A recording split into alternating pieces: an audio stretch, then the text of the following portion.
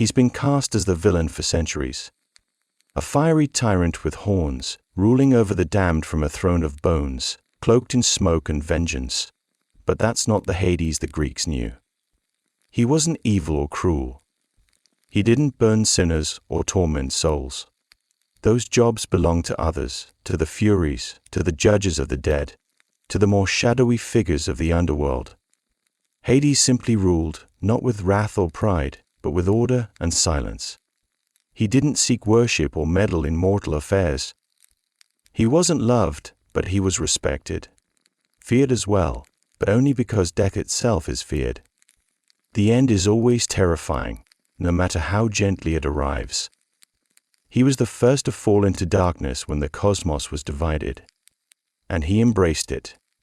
Rather than seeing it as a punishment, he saw it as a necessity.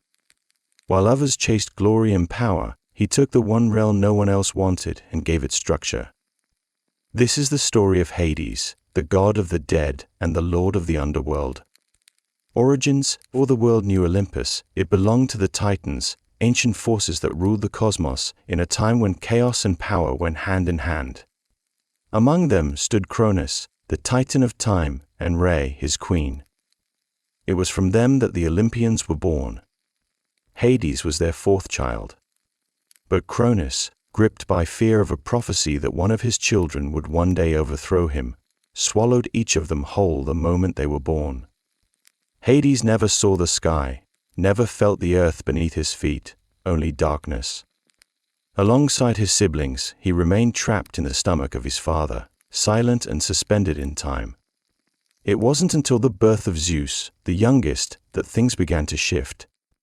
Hidden away and raised in secret, Zeus returned when the time was right and with the help of Metis forced Cronus to disgorge his brothers and sisters. Hades emerged fully grown and reborn into a world he had never truly seen. That experience, being devoured, buried, and then returned, shaped him in ways the myths never spell out but always imply. He knew confinement. He knew silence. And he would carry that with him forever.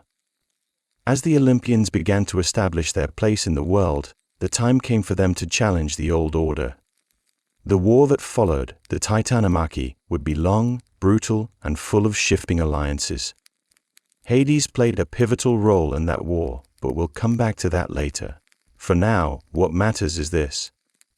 When the war ended and the Titans were cast down, the world was divided. Zeus claimed the skies, Poseidon took the seas, and Hades was given dominion over the realm beneath the earth, the world of the dead. It wasn't a reward or a punishment. It was necessary. And so Hades descended. There were no cheers, no temples, no parades, only a throne in the dark and the weight of eternity. To understand Hades, you can't just look at the underworld. You have to look at his family.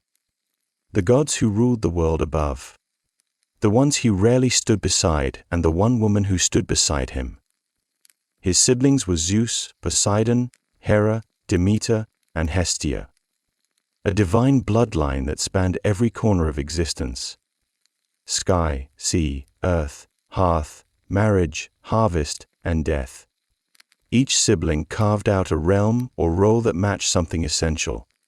And Hades, whether by fate or lot, was the one tied to the end of all things.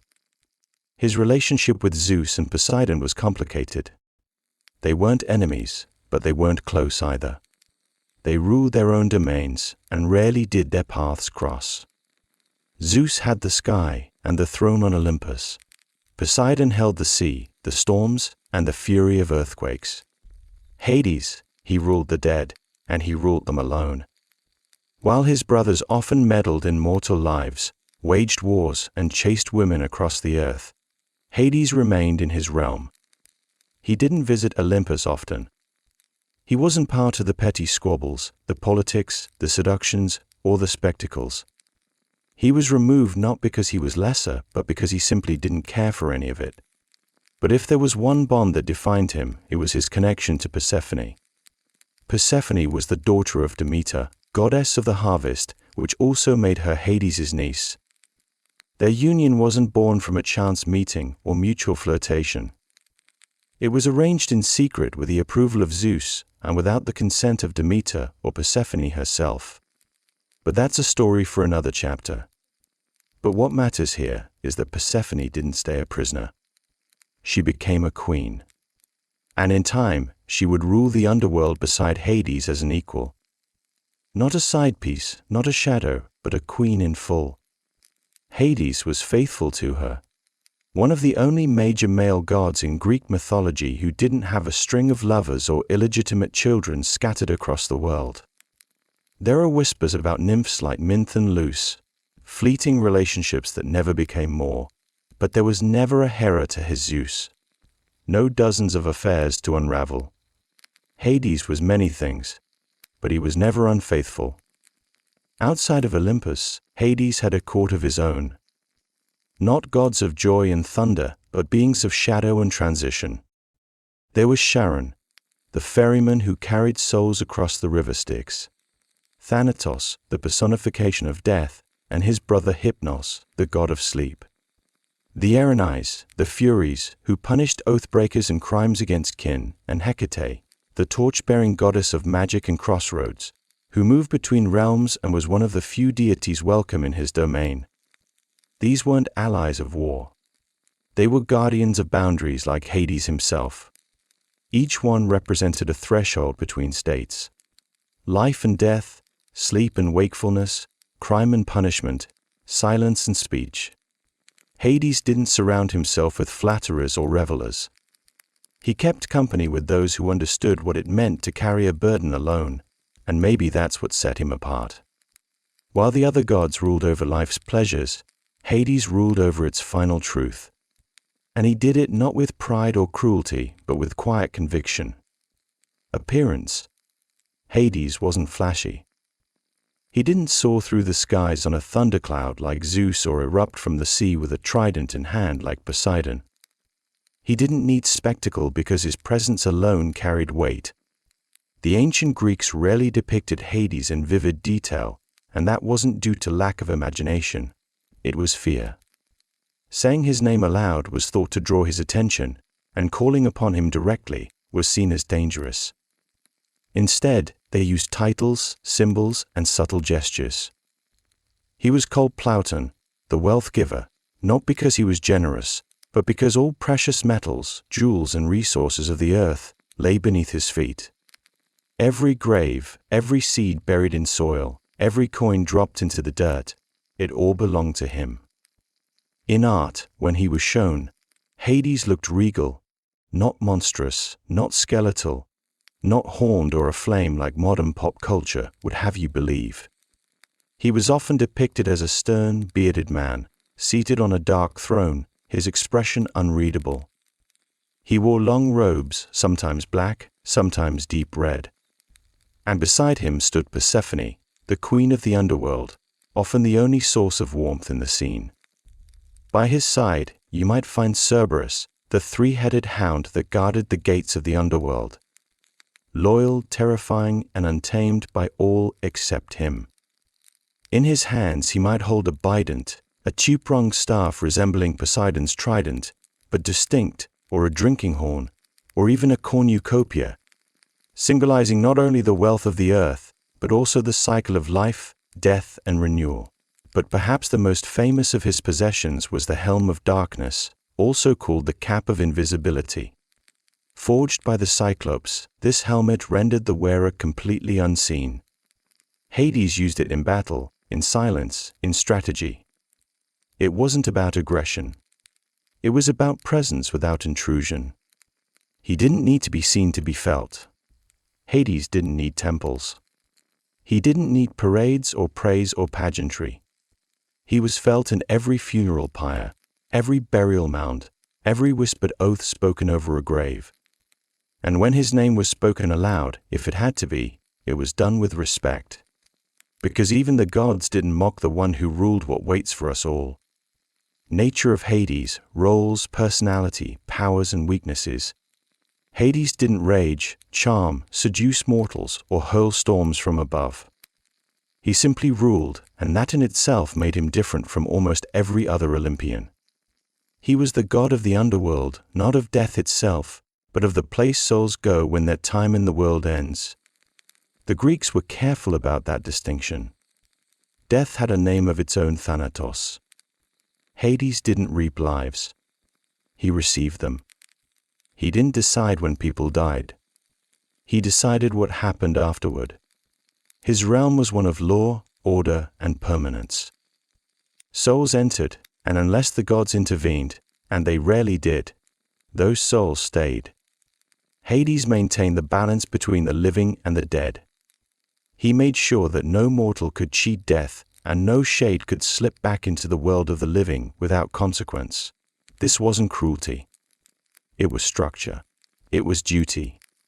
His personality reflected that. Hades was stern, unyielding. He didn't bend to emotion or impulse. He wasn't known for bursts of wrath like Zeus or bitter vengeance like Hera. He didn't charm like Apollo or deceive like Hermes. He was steady, often cold, sometimes distant, but never careless. In fact, he was one of the few gods who rarely acted out of pride. His decisions were deliberate. He didn't meddle in human affairs unless absolutely necessary, and when he did, it was with restraint. Even in myth, there are very few stories where Hades takes center stage. That silence is telling. He didn't seek attention. He had no need for it. Still, when he acted, he wasn't powerless. Hades held dominion over some of the deepest, most untouchable forces in existence. He possessed the Helm of Darkness, which made him invisible not just to mortals, but to gods. He had the Bident, a symbol of his authority, which could command spirits and summon seismic force when needed. He ruled over oaths made in his name. And in Greek culture, breaking an oath sworn by Hades carried the weight of eternal consequence. He could summon and bind souls, raise the dead in spirit, though not in flesh, and call upon beings like the Erinyes or Hecate to enforce divine justice. But even a god has limits. Hades was bound to his realm. He rarely left the underworld, not because he couldn't, but because he wouldn't. His presence in the world of the living was unsettling, even to mortals who worshipped the gods. Crops failed, animals panicked, people whispered. The world reacted to him like a body recognizing death walking in daylight. He wasn't welcome in Olympus either, not truly. He was part of the family, but not part of the fold. Worship of Hades was rare and discreet. His name wasn't etched into temples the way Zeus or Apollo were. Instead, people honored him in the shadows through burial rites, through offerings left at crossroads, through whispered prayers, asking not for favor, but for peace. And that's the paradox of Hades. He ruled over the feared, the forgotten, the final. And yet he did it without cruelty, without ego, and without complaint. Not loved, not hated, just necessary. The Titanomachy. The Olympians didn't inherit their thrones. They took them. After being freed from Cronus, the 6 siblings didn't step into power peacefully. Their rise came through war, a brutal decade-long conflict known as the Titanomachy. It was a battle between 2 generations of gods. The old guard led by Cronus and the other Titans and the new Zeus, Poseidon, Hades, and their allies. This was no small rebellion. It was all-out cosmic upheaval. Mountains were torn apart. The earth cracked. The heavens shook. And in the middle of it all was Hades. He wasn't the loudest. He wasn't the most charismatic, but he was essential. During the war, the Cyclopes, ancient craftsmen imprisoned by Cronus, were freed by Zeus. In return, they forged 3 divine weapons: the thunderbolt for Zeus, the trident for Poseidon, and the helm of darkness for Hades.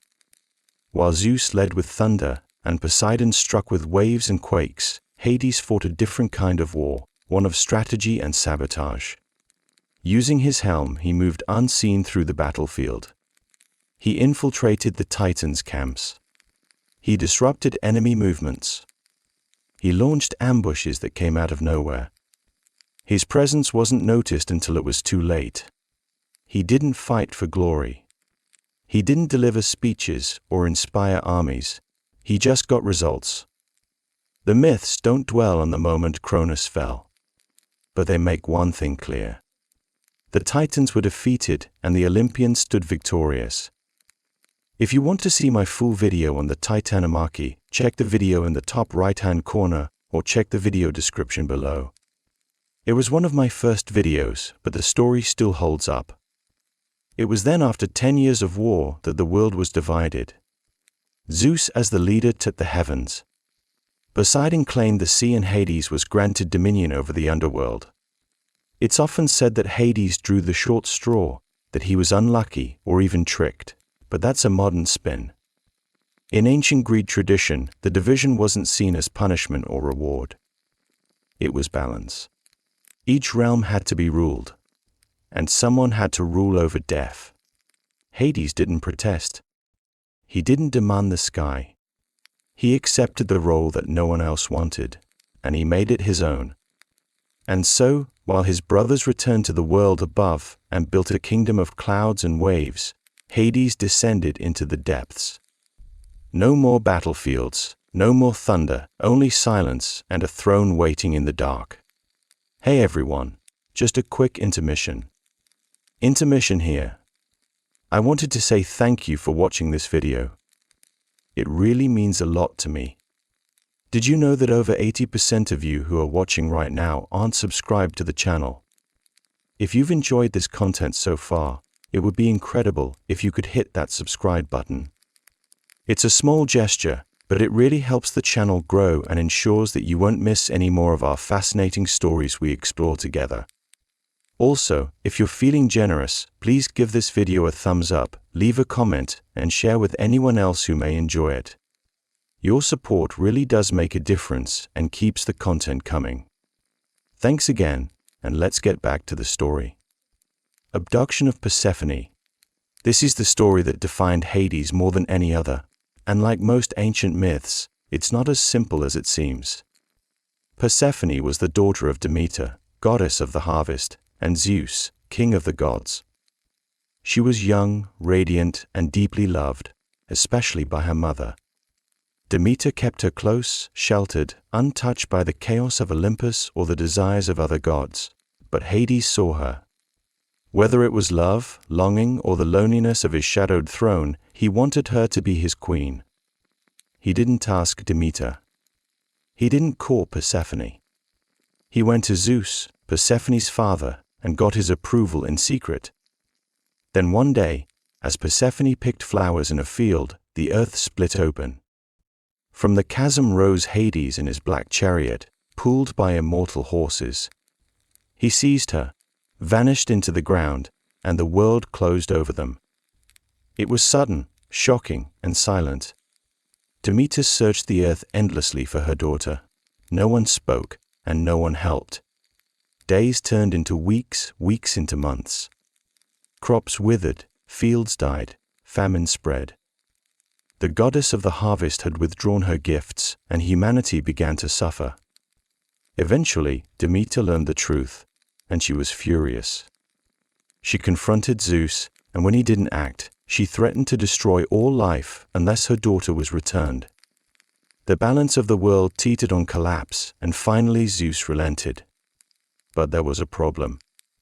While in the underworld, Persephone had eaten 6 seeds of a pomegranate, a symbolic act that bound her to that realm. According to divine law, anyone who tasted the food of the dead could never fully leave. So, a compromise was struck. For part of the year, Persephone would return to her mother. The earth would bloom, crops would grow, warmth would return. But for the other part, she would descend back into the underworld as queen. And when she did, Demeter would mourn. The fields would fall silent. Winter would come. That was the cycle. Life and death, growth and decay, spring and winter. The myth has been retold for centuries as a story of seasons, but underneath it is something more complicated. Some versions paint Hades as a villain, stealing an innocent girl. Others hint at something else. That Persephone grew into her role, claimed her crown, and chose to return. She wasn't just a captive. She became a force. As queen of the underworld, she wasn't submissive. She judged souls, issued commands, and ruled beside Hades with equal authority. No longer just the daughter of Demeter, she was her own goddess, split between worlds. And Hades. He was faithful to her. He didn't parade lovers. He didn't seek replacements. He shared his realm, his silence, his burden, his eternity with her. The myth of Persephone and Hades isn't clean. It isn't romantic exactly, but it isn't one-dimensional either. It's a myth about transition, about growing up, about stepping into power even when the path there is dark. And in the stillness of the underworld, two gods ruled together, not in chaos or cruelty, but in balance. There are few stories in Greek mythology, Orpheus and Eurydice, as tragic or as human as the tale of Orpheus and Eurydice. Orpheus was no warrior, no king. He was a mortal, a poet, and a musician whose music could move even the stones to tears. He loved a woman named Eurydice, and she loved him back. But their time together was brief. On their wedding day, she was bitten by a serpent and died. Just like that, she was gone. Taken from him by fate, pulled into the realm ruled by Hades and Persephone. Most mortals would have wept, accepted, moved on. But Orpheus refused. Armed with nothing but his lyre and his grief, he descended into the underworld alive, something few had ever done. He crossed the rivers of the dead, faced Cerberus, braved the shadows, and when he finally stood before Hades and Persephone, he didn't beg. He played, and the underworld listened. Even the Furies, beings forged from vengeance, wept. Cerberus lay still, the rivers paused, and for a brief moment even Hades, the unshaken king of the dead, was moved. Hades and Persephone granted him something no mortal had ever been given, a second chance. Eurydice would be returned to him. She would follow him out of the underworld, but there was one condition. He must walk ahead of her, and he must not look back, not once until they both reached the world of the living. It seemed simple. And so he walked step by step, song by song. The path was long, dark, quiet. He heard nothing behind him. No breath, no footsteps, just silence. He doubted. He feared. And just before they reached the edge, just before the light broke through, he turned and she vanished. Hades had kept his word. Orpheus had not. There were no second chances after that. Eurydice was lost forever. Orpheus returned to the world above alone. It's a story told often in poetry, in music, in tragedy. But what it reveals about Hades is worth noting. He didn't mock Orpheus. He didn't punish him beyond the terms they had agreed to. He gave him a chance. Rare, unheard of, divine. But Hades was not a god of compromise. He ruled a world of rules, of boundaries, of endings that could not be undone. And when Orpheus broke the one condition he had been given, Hades didn't lash out. He simply let the silence return. Because in his realm, promises matter. And nothing, not even love, is stronger than fate. Some men try to outwit death, but in the punishment of Sisyphus' world of the gods, that never ends well. Sisyphus was the king of Corinth, a man so clever, so cunning that even the gods grew wary of him. He lied, he cheated, he broke sacred laws, and most unforgivable of all, he tricked Thanatos, the personification of death. It began with a chain. Thanatos had been sent by Hades to claim Sisyphus' soul. But Sisyphus, always thinking 2 steps ahead, had other plans. He flattered Thanatos, distracted him, and then snapped iron shackles around him. For a time, death itself was bound. No one died. Battles raged, and soldiers fell, but they didn't pass on. Wounds didn't kill. Age didn't claim the old. The world groaned under the weight of souls that refused to leave it. Hades' realm fell silent, and he was furious. The underworld depends on flow, on balance. Souls must enter. Life must end for life to begin again. When that cycle is broken, even gods feel the strain. Eventually, Ares, the god of war, grew tired of battles without casualties. He found Thanatos, freed him, and personally dragged Sisyphus down to the underworld in chains. But the trickster wasn't finished yet. Before his death, Sisyphus had secretly instructed his wife not to bury his body or perform the proper funeral rites. When he arrived in the underworld, he played the part of the wronged husband. He told Hades and Persephone he had been sent there unfairly, without ritual, without respect, a soul caught between worlds. And incredibly, they believed him. They allowed him to return to the world of the living to correct the mistake. But once back, he refused to return. He resumed his life, defiant, smug, untouchable, at least for a while. When Hades finally reclaimed him, there would be no more games, no more tricks, no more chances.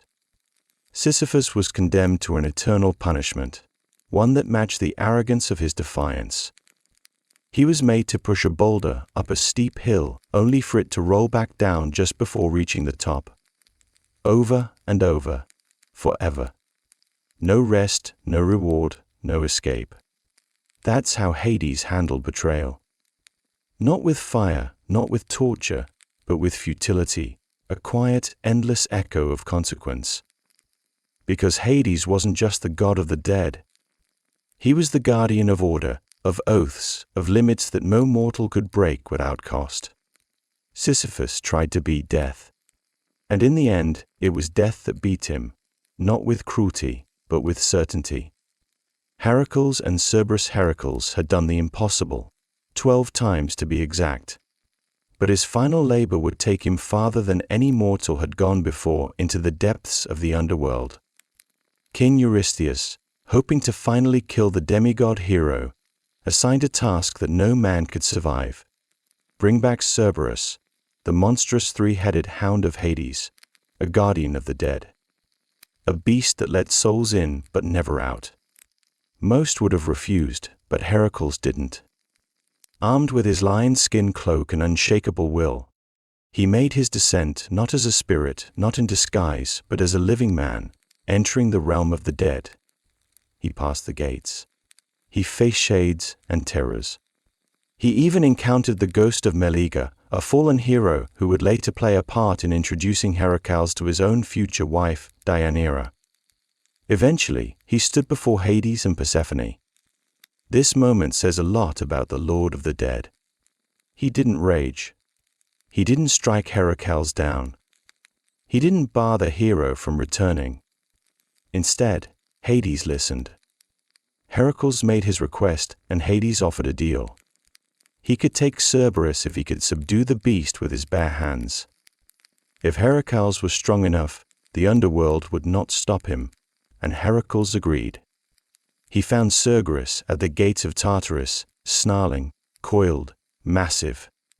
Its 3 heads snapped and roared, its serpent tail lashing behind it. Most would have run. Heracles wrestled it into submission. He did not kill the beast. He didn't maim it. He simply endured it and won. Cerberus was brought to the surface where Eurydice was so horrified that he begged Heracles to return it immediately. The hero did, and true to his word, Hades welcomed his guardian back without punishment or spite. It was one of the rare stories where Hades shows restraint, reason, and a willingness to honor strength and resolve even from a mortal. He could have refused. He could have retaliated, but he didn't. Because in the underworld, rules mattered and Heracles followed them. So Hades kept his word, not because he was weak, but because even in a world built on endings, some things like honor still mattered. Minthe and Leuce Hades isn't known for passion. He doesn't chase lovers like Zeus or Poseidon. He doesn't burn with desire like Apollo or Ares. But buried deep in the myths, there are whispers subtle, brief, and haunting of 2 women who stirred something in him. The first was Minthe.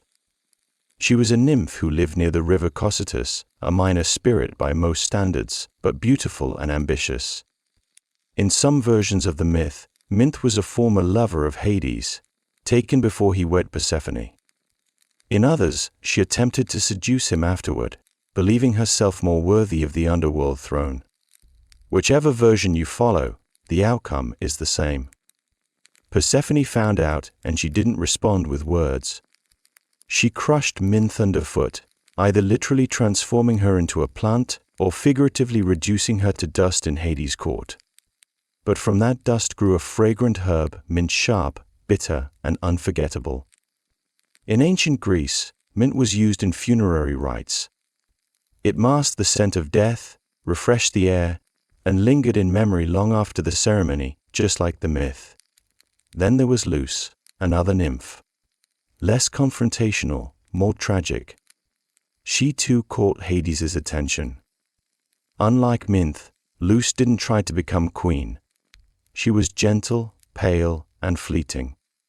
When she died, either naturally or by descent into the underworld, Hades didn't let her fade like the other souls. He transformed her into a white poplar tree, the only one allowed to grow in the Elysian fields. Its silver leaves were said to shimmer in both directions, one light, one dark, representing the duality of the world above and below. It was also the tree Heracles crowned himself with after returning from the underworld, a symbol of triumph and remembrance. These stories don't portray Hades as a romantic. They don't turn him into a tragic lover or a desperate suitor. But they do reveal something rare in Greek mythology. A god who loved without domination. He didn't imprison these women. He didn't curse them. But when love ended, whether by jealousy, fate, or death, he let memory remain. Minthe became a scent. Leuce became a tree. Both rooted in his realm, forever part of the landscape he ruled. Quiet, subtle, eternal, like Hades himself. Pirithous and Theseus, not every fool in Greek mythology was punished by Zeus. Some made the mistake of challenging Hades and learned why no one escapes his realm. Theseus and Pirithous were heroes, brave, bold, and wildly arrogant. After abducting Helen of Sparta when she was still a child, planning to make her Theseus's future bride, the two decided to take things even further. They would kidnap a goddess. Not just any goddess, Persephone, queen of the underworld. They convinced themselves it could be done. After all, they were demigods, sons of kings, champions of mortals. Who could stop them? They descended into the underworld with confidence. But Hades was already waiting. He welcomed them with open arms, offered them hospitality, a seat at his table. And when they sat, they were trapped instantly. The moment they touched the chair of forgetfulness, their bodies froze, their minds dulled. They could not stand. They could not speak. They could not move. They were bound not with chains but with oblivion. Days passed. Years. They were left in the underworld, half alive, fully aware of their mistake. Time crawled forward. Hades did not speak to them again. Eventually, Heracles descended into the underworld during his 12th labor. When he encountered Theseus, he recognized him and attempted to lift him from the cursed seat. Theseus rose barely, though the earth still clung to him. Pirithous, however, could not be freed. Hades had claimed him forever. This myth isn't long. It isn't filled with monsters or battles or divine wrath, but it says everything about Hades' character. He didn't strike down the intruders. He didn't scream or roar or summon fire. He simply waited, watched, and let them seal their own fate. Misconceptions and modern media say the name Hades today, and most people picture a villain. Flaming hair, a silver tongue, a temper like fire. Disney's Hercules made him a fast-talking underworld con artist. Video games turn him into a demonic boss. In cartoons, comics, and movies, he's more devil than deity. But that version of Hades, it's not Greek mythology. It's modern invention shaped by centuries of cultural drift, mistranslation, and Christian influence. First, let's get this clear. Hades is not the Greek version of Satan. He is not the god of hell. He does not torture souls or punish the wicked. That role, the punisher of the damned, belongs to Tartarus, a deep abyss in the underworld, and to entities like the Erinyes or the judges of the dead Manos, Rhadamanthus, and Aeacus.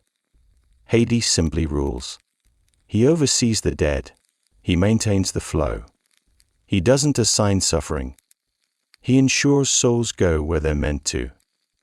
Over time, as Christianity spread through the Roman world, the name Hades, which originally referred to both the god and the realm, became a synonym for hell. That fusion distorted the original myth. The grim but balanced god of the dead slowly morphed into something darker, more sinister, and modern pop culture ran with it. From anime and comic books to animated films and action games, Hades is often cast as the villain, the god in the shadows, plotting, scheming, challenging the good gods of Olympus. But in the actual myths, Hades rarely shows interest in Olympus at all. He doesn't fight for power. He doesn't rebel. He doesn't even participate in the chaotic infighting of the other gods. He stays in his realm. He rules what others fear to face. And unlike many Olympians, he keeps his word. The Greeks didn't love him, but they didn't hate him either. They respected him. They feared him in the way people feared death itself, not because it's evil, but because it's inevitable. He was the god who saw what others didn't, who heard what others refused to acknowledge, who ruled without pride, without cruelty, and without need for praise. So the next time you see Hades portrayed with horns, fire, and a villain's smirk, remember that's not a god. That's a caricature. Because the real Hades was so much more than that. So the next time you walk through a quiet field, stand beside an old tree, or smell a trace of mint in the cold air, remember this.